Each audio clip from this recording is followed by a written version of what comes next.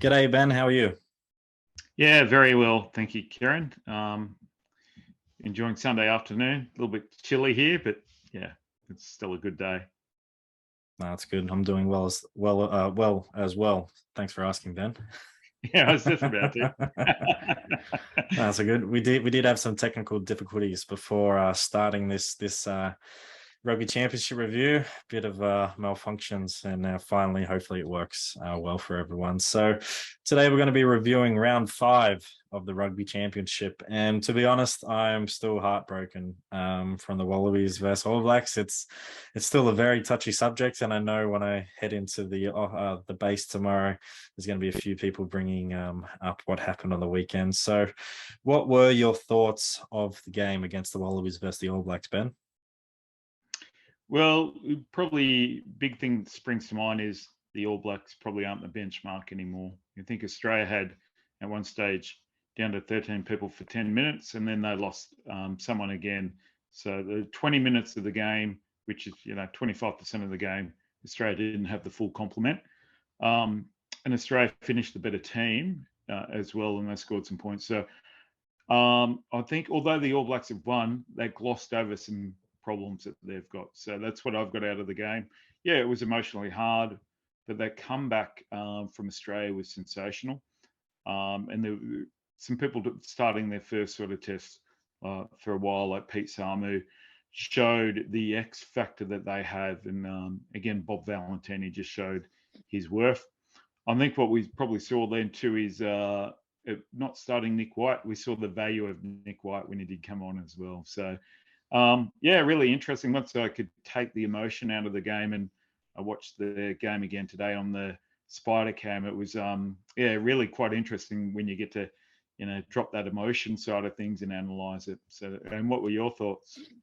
Before I answer my thoughts, do you? I just wanted to ask you another question. Do you take this game as a loss to the Wallabies? If you're Dave Rennie and let's say Rugby Australia as well, are you saying we actually lost this game? Like, even though, yes, it does say we lost the game, but do you take that as a loss moving into this week's performance against the All Blacks for round 6? Yeah, well, you do. Australia were in the box seat. Yep, they got dealt probably what was a harsh call, but they also had that opportunity to prevent a scrum and try and hold them out as well. So, New Zealand did take that opportunity when they needed to. So, if you can take away what is, a complex sort of call against the tradition of that type of call being made, New Zealand were still good enough to execute in that last moment. Um, yeah, but there's some good signs for Australia. I think you're going to take a lot of positives out. And also from New Zealand, they didn't execute quite a few times in that first half when they should have as well. So they'd be very frustrated. And you can see by the way that they celebrated that win, they actually thought they lost that game and given up the lead. So, yeah, it's a hard question. Like, there's wins on the scoreboard, which I think you're suggesting, then wins. I think Australia probably showed that it's got a lot of depth and character with that fight back.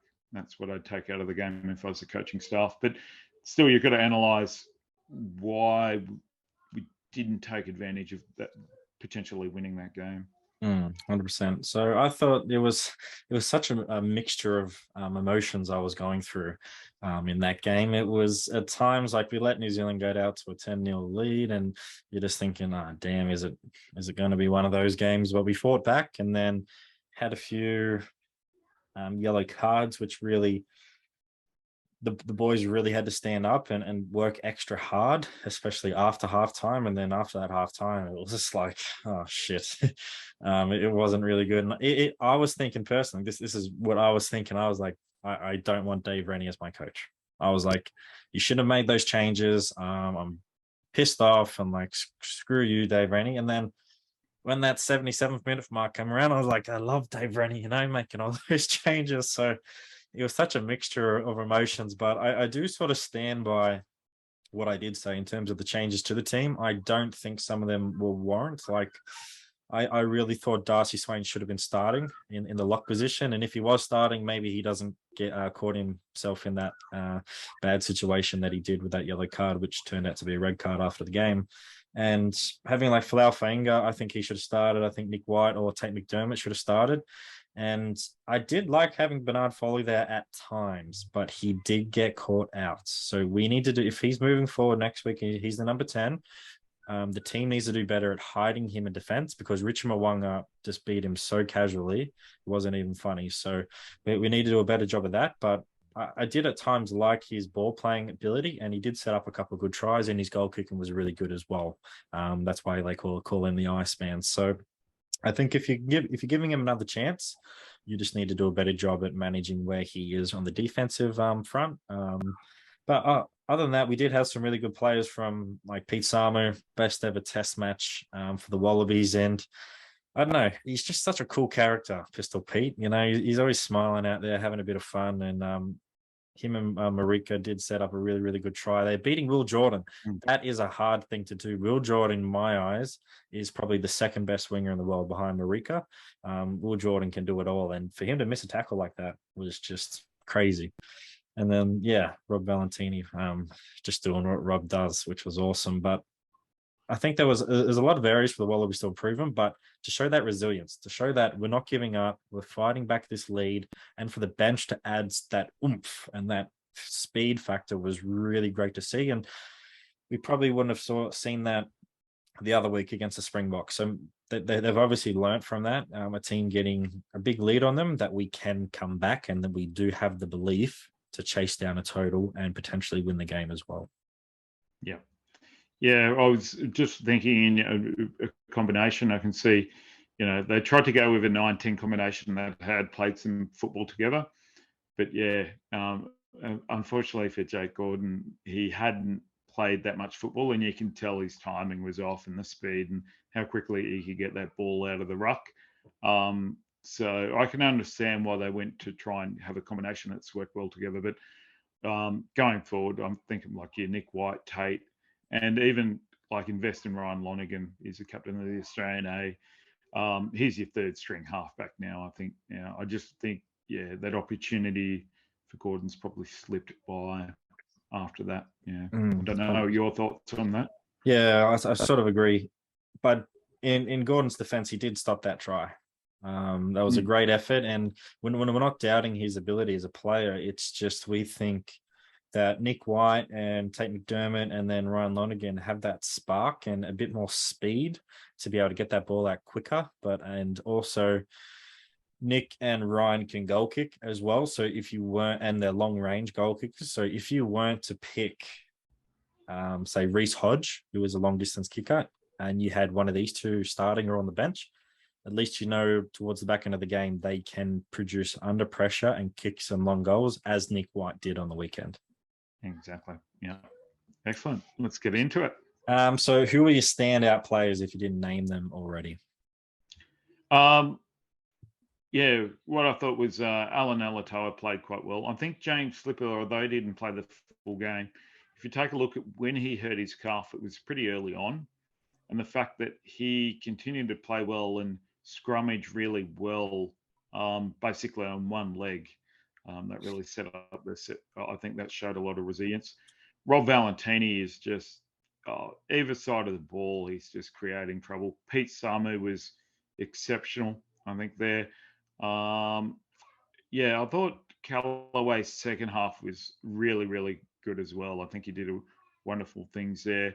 They're my standouts, but in general, I think they all stood up when it was hard. And again, Rob Leota did quite well, although he went off a little bit early. When he was on the field too, I think he added something to that back row. So if they could keep that back row, that's a very powerful, fast back row. I really do like that. And I think there was some good composure and leadership shown by the forwards, actually.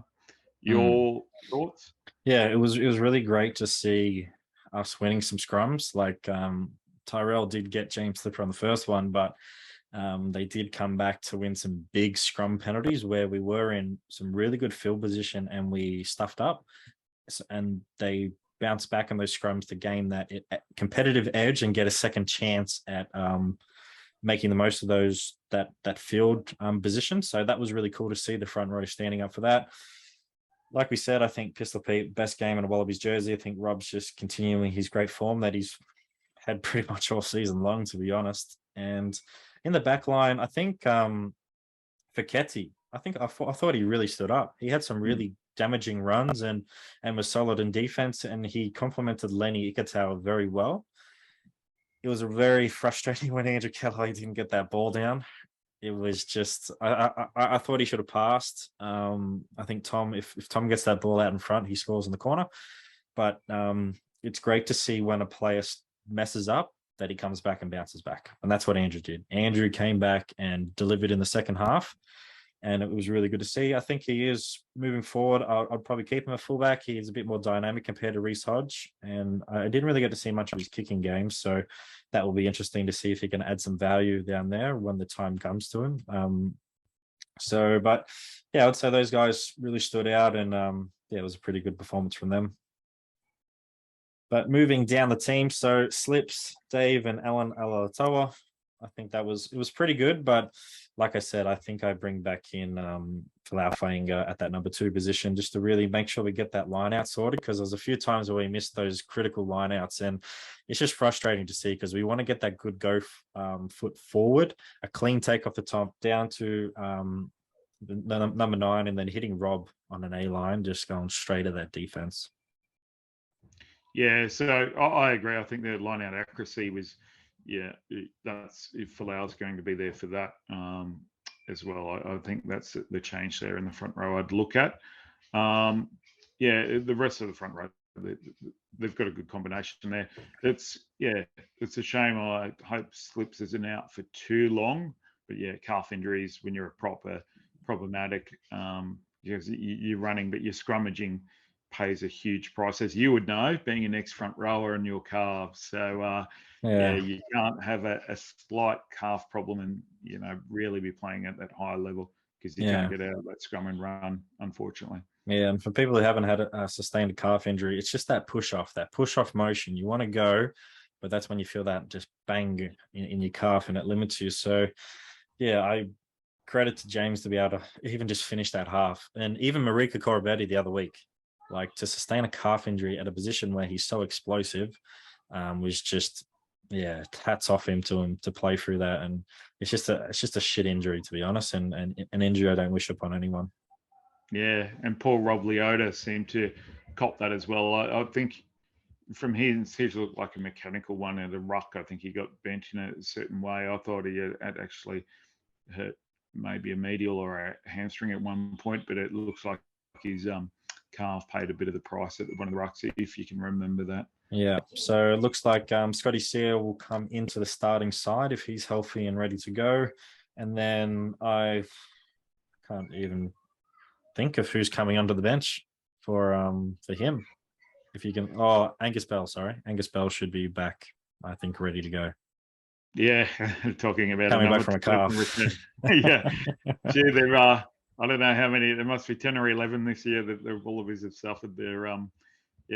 Yeah. So we do lose our skipper, unfortunately, but Alan will take that captaincy and he will wear it quite well. He's such an awesome guy and a really good captain as well. So he'll take that responsibility on, and maybe Angus slides straight into the starting team. I wouldn't be mad about that, to be honest, if he does, because if it gets injured, then you just bring Scotty on for the rest of the game, to be honest. Availability will dictate that.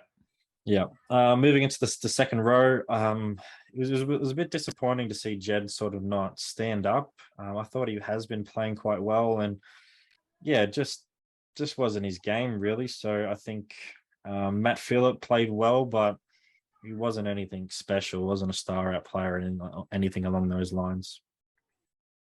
Yeah, look, they played well. It's more tradesmen like. Second row has been an interesting sort of thing for us this year. Yeah. We're constantly changing it. So I think Matt sort of keeps his job, and depending the availability of Rory Arnold after his child was born, maybe he comes back into the side if he's available. If not, you might be looking to bring in a Nick Frost. Yep, he's not as big as compared to Jed, but he is so dynamic around the field. He makes up for that. Yeah, he's very athletic. He jumps well. He's got a massive work rate as well. So Mm, I think you'll get something a little bit more dynamic and X factor out of him as mm. well.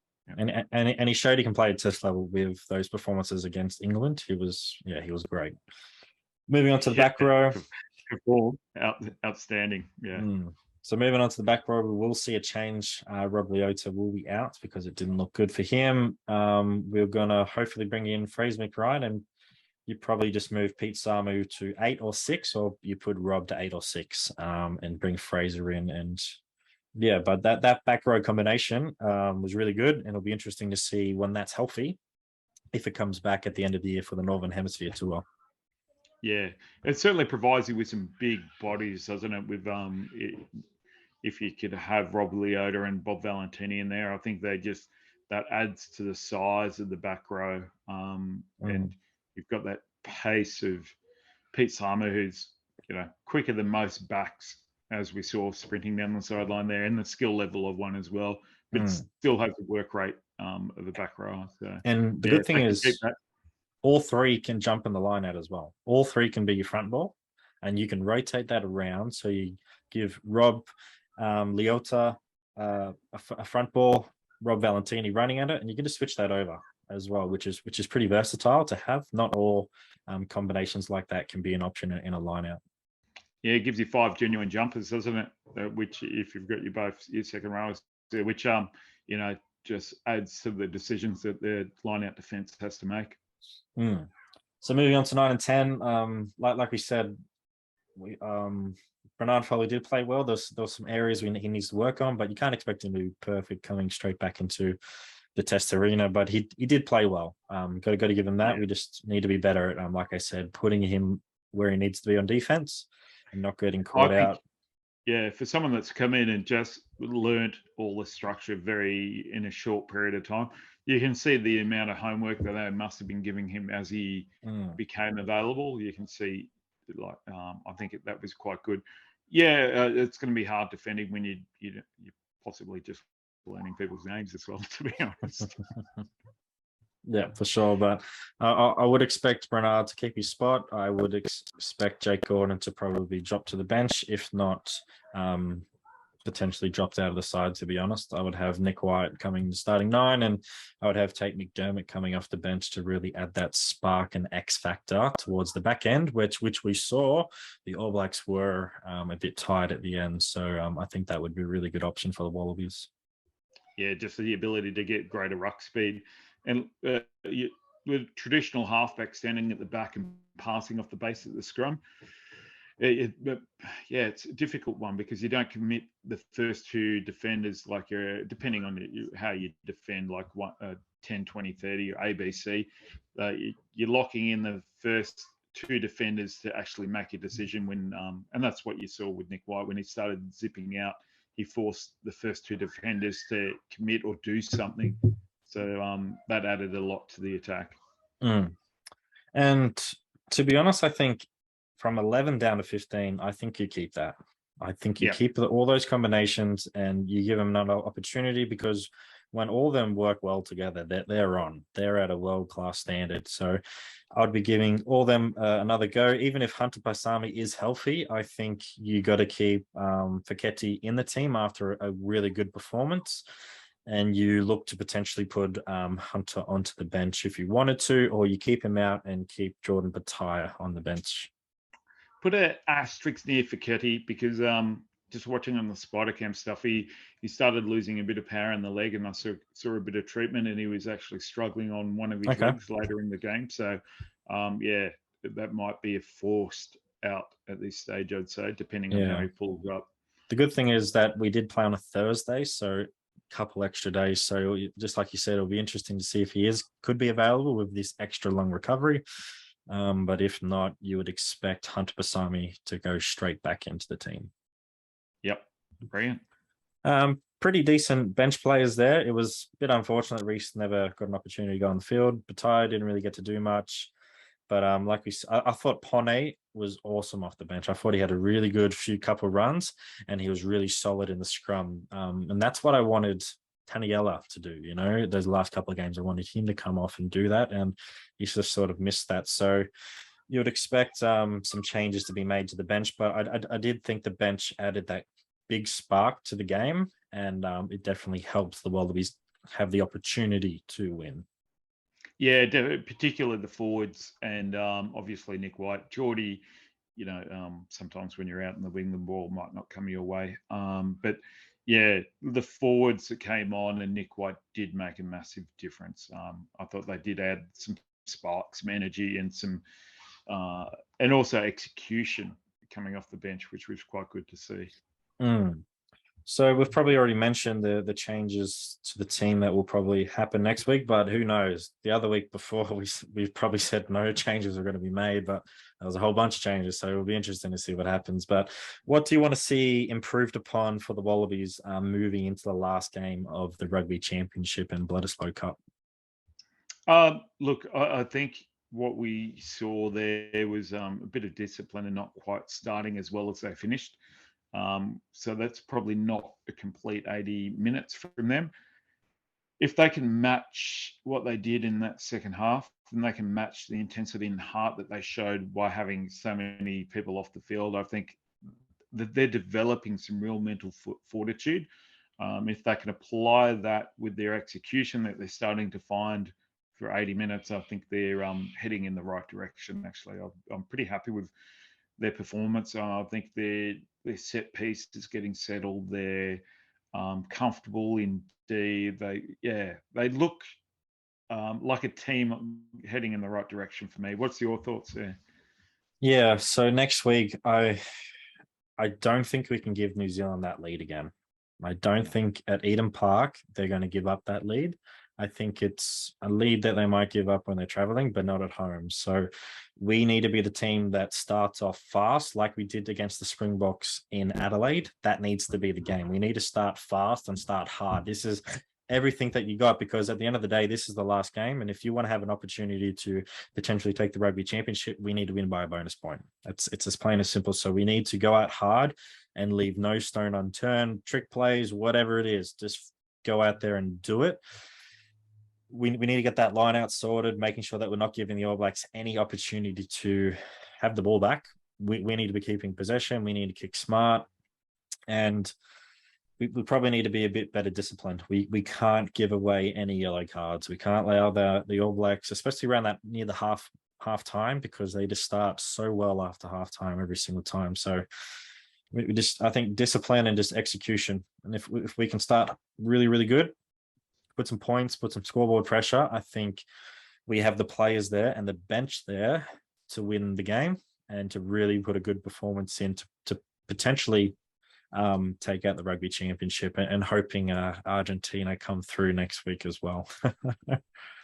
Yeah, I think we both agree there. It's discipline and a full 80-minute performance. Look, and all teams are trying to start fast. So even if you can't get points, even if you deny and frustrate and build momentum, that's a good start. So ideally get points, but if you can deny people and frustrate them and build momentum, that's a good start as well. We can't expect, both teams are competing hammer and tongs. So you've got to give and absorb and look in command and control in times when you're not sometimes. Yeah. So moving on to the most controversial question of today is, what do you want to see improved by the refs? Can I just say, we've done really well to hold back and hold it to the end. I think, congratulations. Yeah.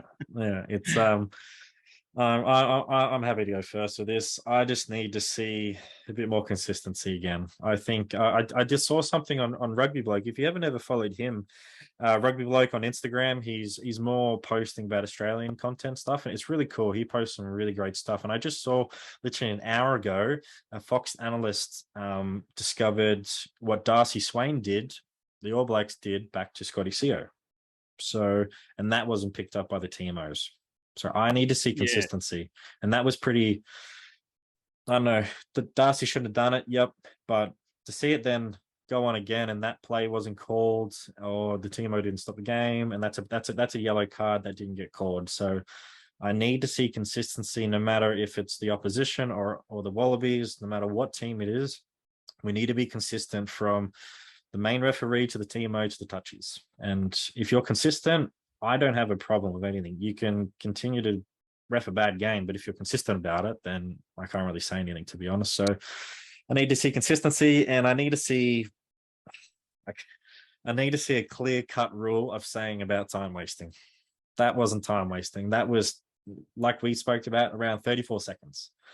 You can't tell me that's time wasting. And one thing someone said, yeah, one thing someone said to me today is like, no, it was time wasting. And I was like, okay, but why is the 79th minute more important than the first minute of the game? All minutes are equal, and you can't waste any time during the whole game. Just because one team is in a position to win and one team's in a position to lose, it doesn't mean it's time wasting. All right. So I need to see consistent refereeing and saying to speed the game up throughout the whole 80 minutes, not just at the end when you think the game's at the most important part, because all minutes are important. And if you have left it to the last minute to win the game and some unfortunate decisions happen like that, then that's on you. So all it comes back to for me is being consistent, and don't let that happen again. Please don't let that happen again. I don't think anyone knows how heartbreaking that was. I did see some Irish people from a podcast saying it was the right call, and some people in the comments were saying, well, what happens if it happened to Ireland? You would be fuming. So just imagine if it did happen to your team and this occurred. I don't think you would be pretty happy with the outcome. So I need to see consistent refereeing. Okay, so I've got 2 points for you. Yep, if you look at the way legs are targeted from most teams, and particularly the All Black, they will go in and hook someone's leg and actually pull them back, especially post-ruck. They want to get a player out of the way, and usually they want to grab that leg and force them back so you can't fold around. And that's what they did to Scott Sear. It's not about just clearing him out of the ruck. They're trying to make length behind that ruck so you can't actually go around and defend. Right, that's the whole idea, and they hook around the leg quite a lot. I really feel for Darcy. Just prior to that, and Dave Rennie mentioned it, he got neck rolled, right? So it's come on, neck rolled, like your head and your neck. That's serious. When you come around and you join onto a ruck, you've got to use your arms, right? So you're trying to wrap and use your arms. Yeah, the lower leg. Well, what part's the lower leg? Is it the thigh? Is it below the knee? Is that actually so the lower? What's the lower leg? He was wrapping onto a leg, and the rule says you can't wrap onto a lower leg. Well, what point of the body is the lower leg? Have we worked that out? No, they've just put lower leg. So, you're allowed leg, but not lower leg. So we've got to work that part. And look, it's a really unfortunate incident. And Darcy's the third one up, Bang trying to clear a ruck. He's bouncing off the ground. Yeah, you need consistency. Now, going back to the ref, the only person that can waste time is the ref. They turn off time, right? He turned off time. He put it back on. So he's wasting time. There's time to burn. If he feels the team is burning time, he just blows time off. They kick the ball, right? So the only person on the game that can burn time is the ref, because they're in sole control of it. So he just calls time off. No time's being burnt. That's the problem. He's putting it on the team when that's his job to blow time on or off, not their job. Yeah. So that's my little say on that. So if you look at time wasting, only a referee can waste time. No one else can. Yeah. And I think we might need to look at rugby league for that in terms of having a shot clock, something along those lines for just in the future, or just what those referees do. They're really good at blowing, yep, time is off, and then once the ball's in play, they wave their hand, yep, time's on. I think maybe something needs to be communicated between union and league, just to understand how can we better manage time so this thing does not happen again, especially in a World Cup. Because if this happens in a World Cup, no team is going to be nice about it. And yeah, it's just a shit feeling, to be honest. Yeah, and I'd feel for any team that happened to, whether it was any opposition. I've never seen it before, like at that point. Literally from club football to rep football to watching Super Rugby to watching any game. I have never seen this.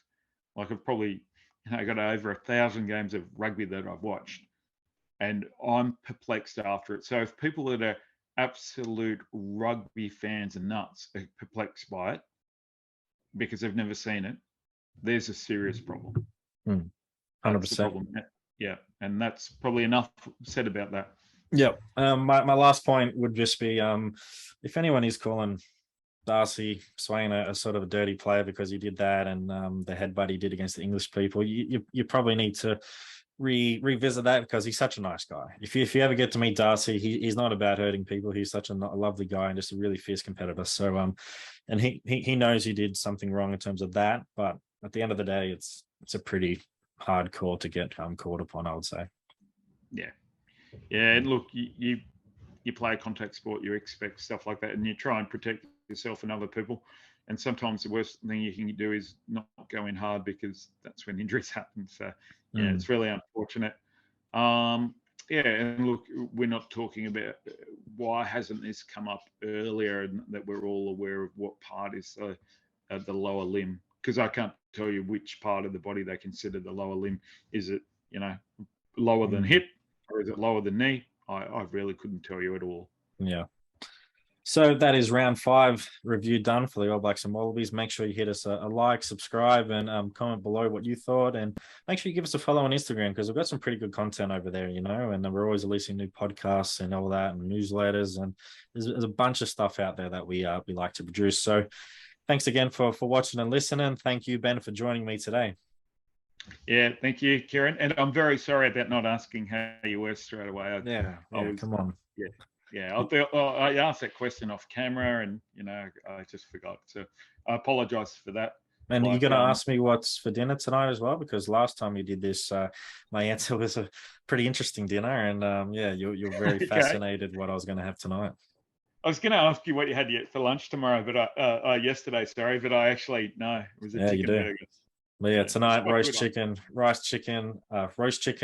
bit of veg, gravy. Have plenty of leftovers for tomorrow, so that's a pretty good dinner right there. Importantly, how do you make your gravy? Mum has a recipe, so it's just follow the recipe to a T. But it's a bit of flour, some onions in there, a bit of butter, and some secret herbs and spices. I can't give away the family recipe, even though you're my cousin. Yeah.